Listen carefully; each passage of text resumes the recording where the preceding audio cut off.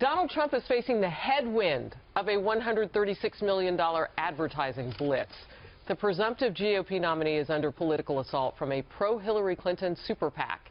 It just launched a pair of blistering ads in key swing states, hitting Donald Trump on some of his more controversial remarks about women. One ad shows women lip-syncing the candidate's very own words.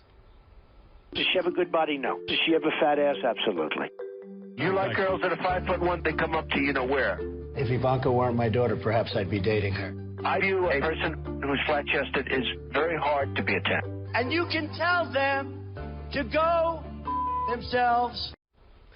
Donald Trump then hit social media to say this: "The pathetic new hit ad against me misrepresents the final line.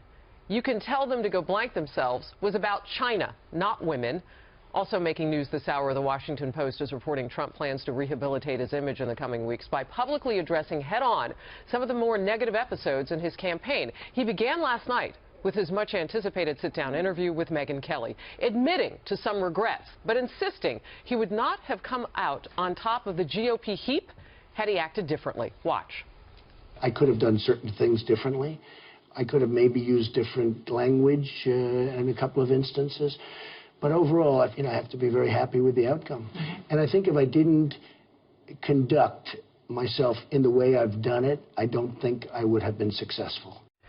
Pete, this is just the beginning. A $136 million ad buy is only the tip of the iceberg, with reports of $1 billion or more to buy ads. Oh, it sure is, yeah, and 35 million of which are digital ads. So if you live in Ohio, Florida, North Carolina, or Virginia, or Nevada right now, get ready on YouTube. You're going to be seeing these nonstop through Election Day. The question is, will it be effective, and how powerfully will he counterpunch, which he is already doing as he hits back against the Clintons, and specifically Bill and his conduct and the treatment, things that most voters or especially younger voters, are not necessarily aware of. This is going to be a mutual, assured mutual destruction. There's no doubt. An opening shot, and campaigns have learned that you have to try to define your opponent as quickly as you can.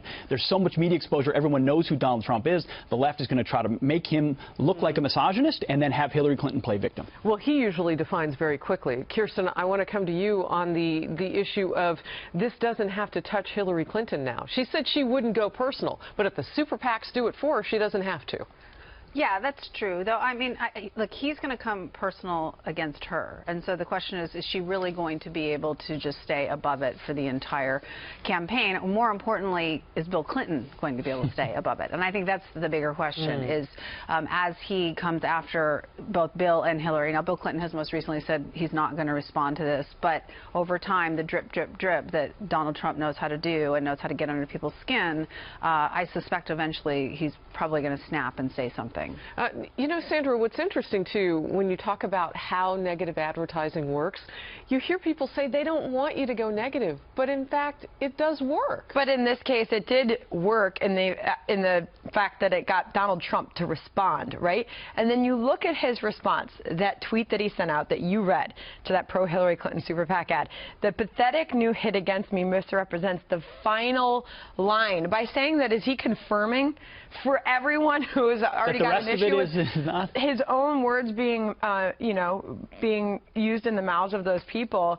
I don't know if his hit back, as you described it, was effective there, because essentially he was saying everything else was correct. But again, I think this just gives us some color at what we're looking at in a general election matchup. It's going to get ugly. All right. No, this ad looks like an ad that already ran. It was called Quotes, and it was put together. I remember that. It was put together by an anti-Trump super PAC, the Katie Packer PAC. It tested as being very effective. It started airing before the Florida primary, right before. Guess what? He won Florida. So the fact that you've kind of seen this similar attack already, I found the ad a little bit comical, just given the nature of it. But Trump needs to be careful about going back and revisiting in detail what he's already said. His slogan ought to be, I am what I am. Yeah. Popeye. Well, so own what you said and move on and look ahead. That's how you change your image. Well, as Sandra just pointed out, that's such a great question. Is he now confirming that all of this was the case, and that, is he going to do that? Because if he does that, that means he's got to go back over that ground. I want to get to someone who's defending him, and we've seen this before. We've seen him take out the women in his life on stage, his wife, his daughters. This is Ivanka Trump, his daughter. Watch. I think that people are just starting to see who he is. The race is different now, and I think that people will be able to see the softer side of him. He's going to be attacked in a different way, but it's different when you're being attacked by one person as opposed to 16. Ivanka says the race is different now. How so? Of course it's different. He had different opponents. He was trying to defeat 17 people coming at him from different sides. His principle has always been to counterattack. It's one of the biggest lessons he's written about and learned in business, is that when you're hit, you hit back, and you hit back hard. So I wouldn't expect that that changes at all. But I think his children are fantastic surrogates, and he will continue to use them, because how do we oftentimes look at people? We look at their sons or daughters, and it's a reflection of parents. And he's got good kids that speak highly of him, others in his business that do.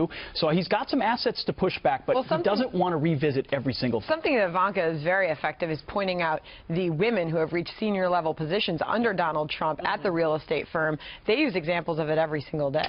Kirsten, I want to ask you, though, you know, it is also risky for the other side of the political aisle to go down this because of Bill Clinton's history with women as well, and because of the accusations against his wife and how she allegedly treated some of those women who call themselves victims of Bill Clinton. Yeah, it is, though I think people are going to have to be a little more specific about the accusations against Hillary. People say this all the time, that she enabled the women, but there isn't a lot of specific evidence. Now, I'm not saying that evidence doesn't exist, it just has not been put forth of how she actually was enabling him or actually harming these women. If that information does come out, it's very specific information, then I think it's harmful for her. It's particularly harmful to younger voters who just do not understand that this went on in the 90s. They don't understand the Monica Lewinsky situation. And we'll talk about that a little bit later. Dagan, before we wrap this up, I want to ask you a little bit about Donald Trump and moving ahead.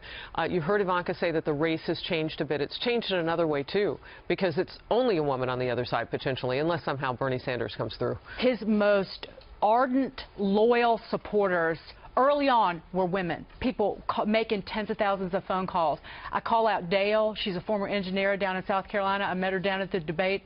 And I tell you, they will make his kids and those women getting on the horn and turning women over to the Trump side. They will be the most effective weapon.